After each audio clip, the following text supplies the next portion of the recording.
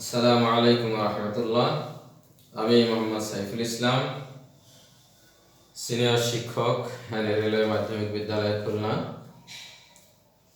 আমি আজকে সপ্তম শ্রেণীর ইসলাম ও নৈতিক শিক্ষা বিষয়ে ক্লাস উপস্থাপন করব।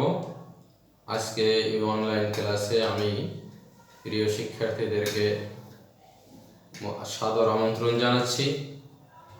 করোনাকালীন এই দুর্যোগময় মুহূর্তে এখন আমরা নিয়মিত ক্লাসে অংশগ্রহণ করতে পারছি না। সামনাসামনি ক্লাস নিলে যেভাবে আমরা মন খুলে আমাদের পাঠ উপস্থাপন করতে পারতাম, তোমরাও প্রশ্ন করতে পারতে, তোমাদের মনের কথাগুলো, জিজ্ঞাসাগুলো আমরা তোমাদের সাথে শেয়ার করতে পারতাম, সেই সুযোগ যেহেতু নেই, আমরা এই অনলাইন ক্লাসের মধ্যে যতটুকু সম্ভব আমরা সেগুলো তোমাদেরকে দেওয়ার চেষ্টা করব এবং তোমরাও আন্তরিকতার সাথে এই পাঠ গ্রহণ করবে। তোমরা বই, খাতা এবং আনুষঙ্গিক বিষয়সমূহ, জিনিসপত্রগুলো নিয়ে আমাদের সাথে ক্লাসে অংশগ্রহণ করবে। আমাদের এই ক্লাসগুলো ফেসবুক এবং ইউটিউবে থাকবে। তোমরা এখন থেকেও এই ক্লাসগুলো দেখে নিতে পারবে। প্রয়োজনে একাধিকবার তোমরা এই ক্লাসগুলো দেখে নেবে। আমি তোমাদেরকে আহ্বান জানাচ্ছি আজকের এই ক্লাসে মনোযোগের সাথে অংশগ্রহণ করতে।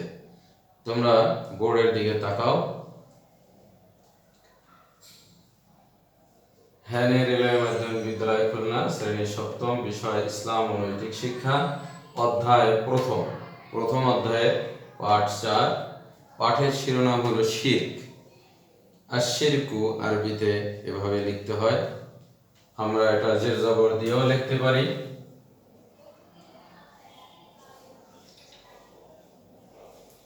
আশিরকু, শিরক। আজকে এই পাঠের মাধ্যমে আমরা যা জানব, তোমাদেরকে যে শিখন ফল অর্জন করতে হবে সেটা হলো শিরকের পরিচয় তোমরা বলতে পারবে, শিরকের প্রকারসমূহ তোমরা বলতে পারবে, শিরকের কুফল বা পরিণতি এটাও তোমরা বলতে পারবে এবং এই শিরক থেকে বাঁচার উপায়গুলো তোমাদেরকে বলতে হবে।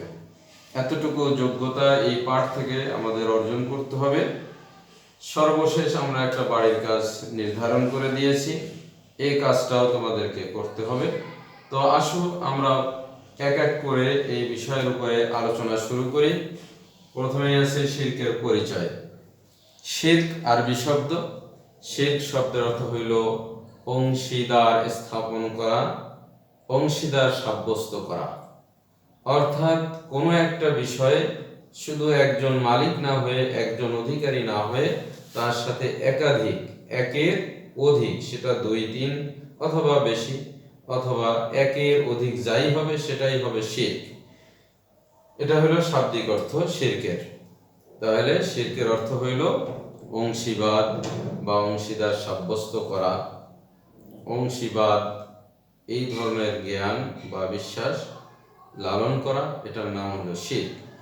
আর শরীয়তের পরিভাষায় শিরক বলা হয় আল্লাহ তাআলার সাথে অন্য কাউকে অংশীদার সাব্যস্ত করা অথবা অন্য কাউকে সমতুল্য, আল্লাহর ক্ষমতার সমান ক্ষমতা সম্পন্ন অথবা আল্লাহ তাআলার ইবাদতের সমকক্ষ ইত্যাদি মনে করাকে শিরক বলে।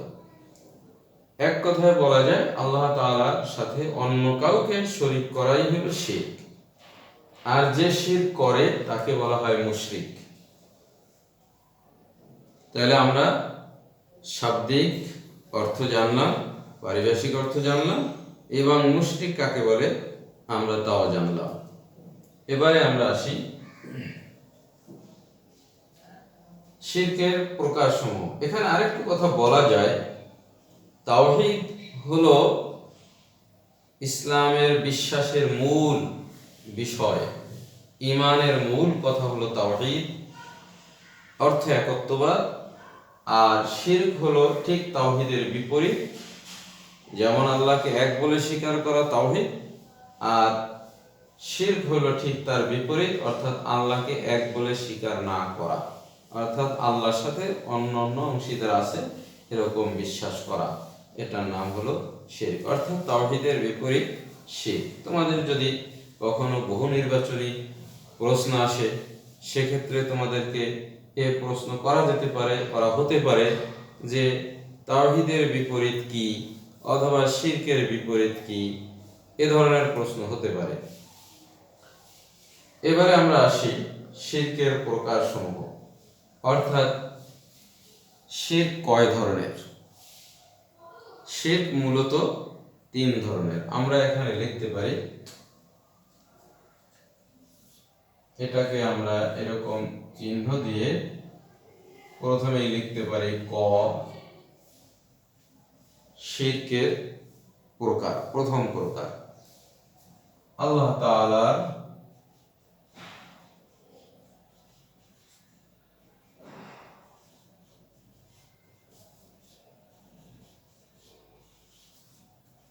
সত্তার সাথে শিরক করা। সত্তা,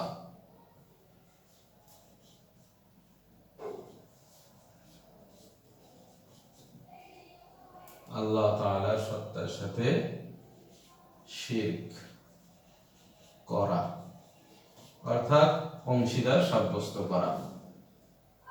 আল্লাহর সত্তার সাথে অংশীদার সাব্যস্ত করা এর মানে হইল আল্লাহ তাআলা এক না হয়ে একাধিক হওয়া। যেমন খ্রিস্টানরা মনে করে আল্লাহ তো আছেন, কিন্তু আল্লাহর সাথে আল্লাহর স্ত্রী আছে, আল্লাহর পুত্র আছে। এই ধরনের বিশ্বাস যারা করে, খ্রিস্টানরা করে, এদেরকে বলা হয় মুশরিক। ঠিক ইয়াহুদিরা, আচ্ছা তোমরা কি বলতে পারবে ইয়াহুদিরা খ্রিস্টানরা কাকে আল্লাহর পুত্র বলে? তারা ঈসা আলাইহিস সালামকে আল্লাহর পুত্র বলে, অর্থাৎ ওরা বলে যিশু খ্রিস্ট, তাকে বলে আল্লাহর পুত্র। আবার ঈসা আলাইহিস সালামের মা হযরত মারিয়াম আলাইহিস সালাম, ওরা তাকে বলে মা মেরি, তাকে বলে আল্লাহর স্ত্রী। বলুন আউযু বিল্লাহি মিন যালিক। এই গুনাহ থেকে আল্লাহ তাআলা যেন আমাদেরকে হেফাজত করেন, রক্ষা করেন। তো তারা তাহলে আল্লাহর সাথে কেমন কি করলো? সত্তাগত শিরক করলো। আবার খ্রিস্টানরা বলে উযাইর আলাইহিস সালাম একজন নবী, তাকে আল্লাহর পুত্র বলে বিশ্বাস করে। ঠিক তেমনি কেউ কেউ আবার বিশ্বাস করে যে আল্লাহর সাথে আরো দেব দেবী আছে, এরাও আল্লাহ তাআলার সাথে শিরক করে। এরকম করে যারা আল্লাহর সাথে আল্লাহর সত্তায় অংশীদার স্থাপন করে তারা মুশরিক। এটা হলো আল্লাহর সত্তার সাথে শিরক করা। খ নম্বর হলো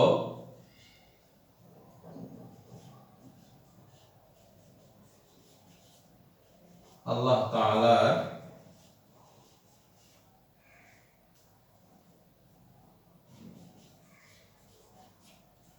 তাআলার গুণের সাথে শিরক করা। শিরক করা যেমন আমাদেরকে সৃষ্টি করেন আল্লাহ, আমরা এটা বিশ্বাস করি। তেমনি আমাদের মৃত্যু দিতে পারেন আল্লাহ, আমাদের রিজিকের ব্যবস্থা করেন আল্লাহ, আমাদেরকে রোগ দেন আল্লাহ, রোগ থেকে অসুস্থতা থেকে সুস্থ করেন আল্লাহ, আমাদেরকে ধনী করেন আল্লাহ, আমাদের গরিবও করেন আল্লাহ। আবার আমাদের মেধা, আমাদের জ্ঞান বুদ্ধি এগুলো দান করেন আল্লাহ। আল্লাহ বলছেন রব্বি জিদনি ইলমা, কুর রব্বি জিদনি ইলমা, তুমি বলো যে হে আমার প্রভু আমাকে জ্ঞান বাড়িয়ে দিন। তো এই যে আল্লাহ তাআলার গুণ, আল্লাহ যা করতে পারেন সেইটা আর কেউ করতে পারে এমন বিশ্বাস করাই হলো শিরক। এখন যদি কেউ মনে করে যে কোনো দেবী বা দেবতা জ্ঞান দেয়, তাহলে সে শিরক করলো। সম্পদ দিতে পারে অন্য কেউ, এরকম যদি কিছু মনে করে, এরকম যদি বিশ্বাস থাকে, তাহলে আল্লাহর গুণের সাথে শিরক করলো। রোগ থেকে মুক্তি দিতে পারেন আল্লাহ। এটা আমরা ইমানদার যারা আমরা বিশ্বাস করি। এটা যদি কেউ মনে করে যে না, অমুক বাবার কাছে গেলে, অমুক কবরের কাছে গেলে বা পীরের কাছে গেলে আমার রোগ থেকে মুক্তি হয়ে যাবে, এ ধরনের মানত করে, তাহলে এই বিশ্বাসটা হইল শিরক। আল্লাহর গুণের সাথে অংশীদার সাব্যস্ত হয় এরকম কোনো বিশ্বাস হলো শিরক। তোমরা আরো পড়াশোনা করবে, আমি যা বললাম তোমাদেরকে সংক্ষেপে, এর বাইরেও তোমরা আরো জানতে পারবে। তারপরে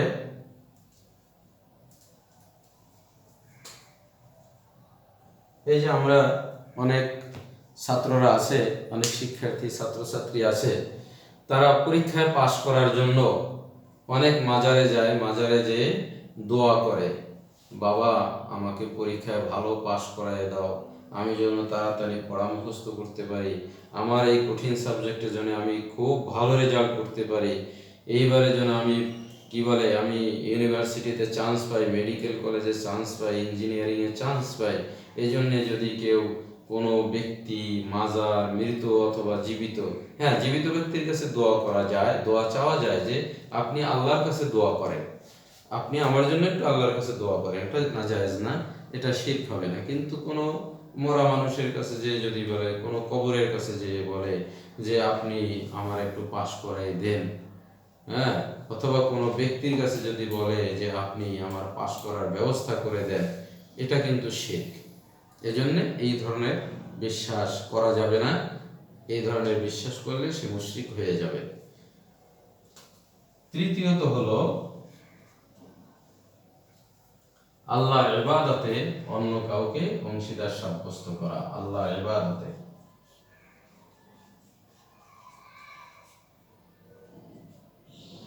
আল্লাহ তাআলার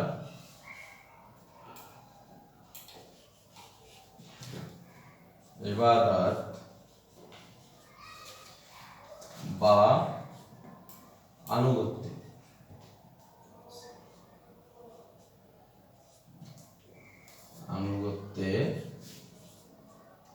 শরীক করা।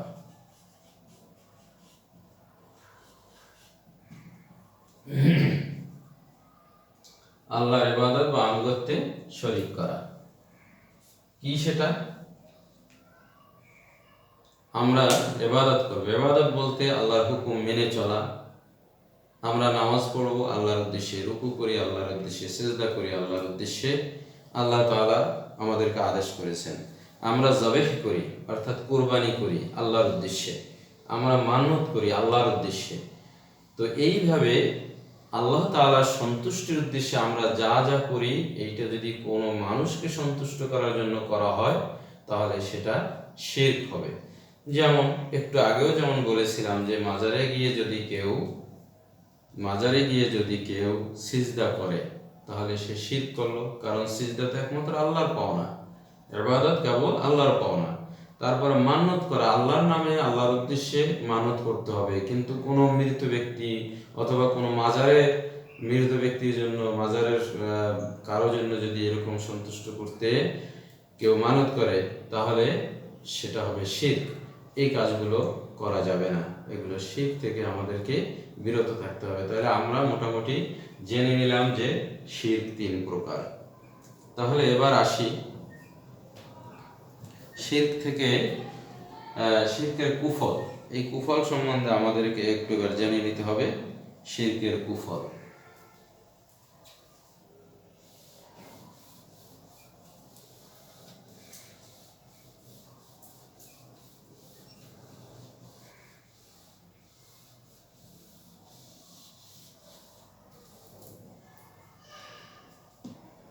শিরক যে জঘন্য পাপ, এই পাপের আর কি কি কুফল আছে, অর্থাৎ এটা জঘন্য পাপ, এটা আল্লাহ তাআলা এটাকে বলছেন বড় জুলুম। একটা হইল মহা বড় জুলুম, বড় অন্যায়,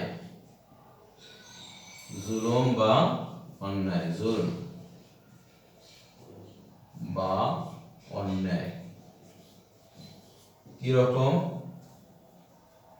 জুলুম কি? যার যেটা পাওনা সেটা তাকে না দেওয়াটাই হলো জুলুম। যার যেটা অধিকার, অধিকার থেকে বঞ্চিত করাই জুলুম। আল্লাহ তাআলা আমাদেরকে সৃষ্টি করেছেন, আল্লাহ তাআলা আমাকে ছোট অবস্থা থেকে বড় করছেন। এই দুনিয়ায় আল্লাহ তাআলা আমাদেরকে লালন পালন করে খাওয়া দাওয়া দিয়ে, আলো বাতাস আহার এগুলো দিয়ে আমাদেরকে বেঁচে থাকার ব্যবস্থা করেছেন। সেই আল্লাহ তাআলার সাথে অন্য তো কেউ শরীক নাই, কিন্তু কেউ যদি মনে করে যে এগুলোর সাথে অন্য কেউ শরীক আছে, তাহলে নিশ্চয়ই এটা জুলম। আল্লাহ তাআলা বলছেন, ইন্নাশ শিরকা লাযুলমুন আযীম, নিশ্চয়ই শিরক হলো মহাপাপ, বড় অন্যায়। তারপরে দেখো 2 নম্বর আমরা বলবো, এই শিরকের গুনাহ আল্লাহ মাফ করবেন না। শিরকের পাপ আল্লাহ ক্ষমা করবেন না।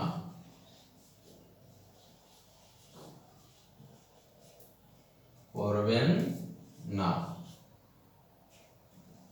শিরকের গুনাহ আল্লাহ ক্ষমা করবেন না।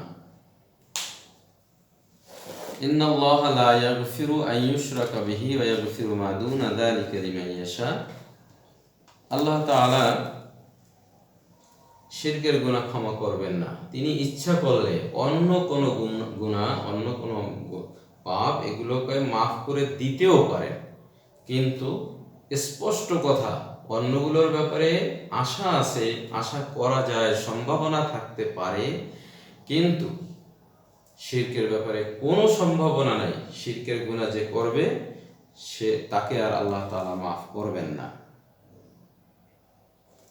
আরেকটা বিষয় আছে, দেখো, এই শিরকের দ্বারা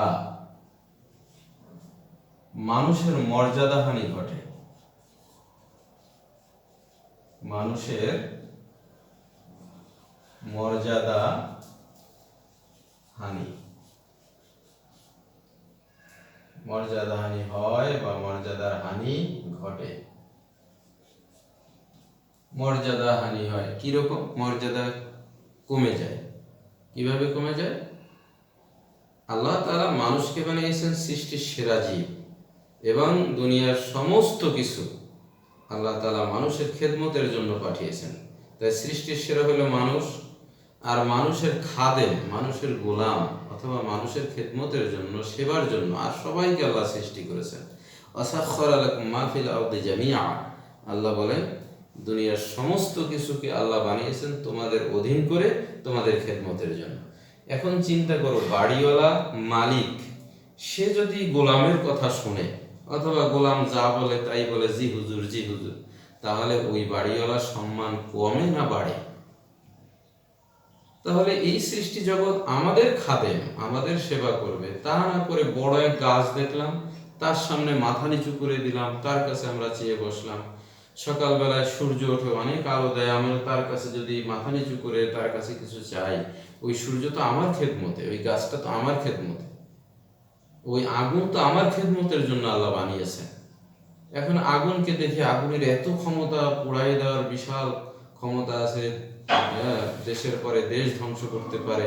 এরকম যদি অবস্থায় আমরা মনে করি যে আগুন অনেক ক্ষমতাবান, আগুনের কাছে কিছু চাইতে হবে, আগুনকে বলতে হবে সব পোড়াও পোড়াও, আমারে পোড়ায়ও না, এরকম যদি মনে হয়, তাহলে সে কি করলো? আল্লাহর সাথে শরীক করলো। তাহলে কি হলো? সে নিজের মর্যাদা হানি করলো। এটা মানুষ হিসাবে বড়ই লজ্জা, মানহানিকর, অমর্যাদাকর। এই জন্যে এই শিরক থেকে, এই শিরক করা যাবে না। তো আসো, শিরকের কুফল বা পরিণতি জানলাম। নিশ্চয়ই মানুষ এই ধরনের অন্যায় করলে জাহান্নামে যাবে, এটা তো আমরা সহজেই বুঝতে পারি। অতএব আমরা এই শিরক থেকে কিভাবে বাঁচতে পারি, আমাদেরকে এই বিষয়টা জানতে হবে। তাহলে আমরা আগে যেটা জেনেছিলাম শিরকের প্রকার, সেখানেও যেমন বলেছিলাম যে কি কি কাজ করলে শিরক হয়, ওই কাজগুলো থেকে বেঁচে থাকতে হবে, তাহলেই তো আমরা বেঁচে গেলাম। আর আমরা যদি না জানি, তুমি যদি না জানো যে শিরক কি কি কাজে শিরক হয়, তাহলে তুমি তো বেঁচে থাকতে পারবে না। এজন্য তোমাকে অবশ্যই জানতে হবে, আরো বেশি পড়াশোনা করতে হবে, আরো জানতে হবে, তাহলে সেভাবেই আমরা বেঁচে থাকতে পারবো। আর এই কুফল বা পরিণতি, যে শিরকের খুব কঠিন ভয়াবহ পরিণতি আছে, এ ব্যাপারে আমাদেরকে সজাগ থাকতে হবে। এই ঈমানের চেতনা আমাদের মধ্যে থাকতে হবে। তাহলে আমরা সবসময় খুঁজে বেড়াবো কোন বিশ্বাসের দ্বারা তাওহীদের বিশ্বাস সংরক্ষিত হবে, আর কোন বিশ্বাসের দ্বারা আমাদের ঈমান নষ্ট হবে, শিরক হবে। তখনই আমরা বেঁচে থাকতে পারবো। আসো শিক্ষার্থীরা, এবারে আমরা একটু বাড়ির কাজের বিষয়টা জেনে নেই। এবারে দেখো বাড়ির কাজ আমি লিখেছি, কি কি কাজ করলে শিরক হয় তার একটি তালিকা তৈরি করবে, বাড়িতে তোমরা তৈরি করবে। এটার ক্ষেত্রে আমি যে যে কাজগুলো বলেছি এর বাইরেও যদি আরো তোমরা লিখতে চাও তাহলে লিখতে পারো, বরং তোমাদের উচিত হবে লেখা। এই বিষয়গুলো যতই তুমি গবেষণা করবে, তুমি আরো অনুসন্ধান করবে, তোমার জানাটা বেশি হবে, শিরক সম্বন্ধে তোমাদের সচেতনতা বাড়বে, এবং তোমরা সবাই মিলে শিরক মুক্ত ঈমান তৈরি করতে পারবো। আল্লাহ তাআলা আমাদের সকলকে এই শিরক থেকে, আল্লাহ তাআলা আমাদেরকে শিরক থেকে রক্ষা করবেন। আমরা যেন খাঁটি ঈমান সহ তাওহীদবাদী হয়ে এই দুনিয়া থেকে যেতে পারি। যে তাওহীদের বিশ্বাস নিয়ে যেতে পারবে, আল্লাহ তাআলা চাইলে তার সমস্ত অন্য গুনাহগুলো মাফ করে দিতে পারেন, কিন্তু শিরক নিয়ে গেলে সরাসরি জাহান্নাম। অতএব শিরকের ব্যাপারে আমাদের সচেতন থাকতে হবে। আল্লাহ তাআলা আমাদের সকলকে হেফাজত করুন। আর তোমরা এই বইটা নিয়ে আরো পড়াশোনা করবে এই বিষয়ে। আর এখন যেহেতু করোনার মহামারী চলছে, খুবই ভয়াবহ অবস্থা, স্বাস্থ্যবিধি মেনে আমরা ঘরে থাকবো, বাইরে খুব বেশি বিনা প্রয়োজনে যাব না, গেলেও স্বাস্থ্যবিধি মেনে আমরা চলবো। আল্লাহ তাআলা আমাদের সকলকে হেফাজত করুন। আল্লাহ হাফেজ। আসসালামু আলাইকুম ওয়া রাহমাতুল্লাহ।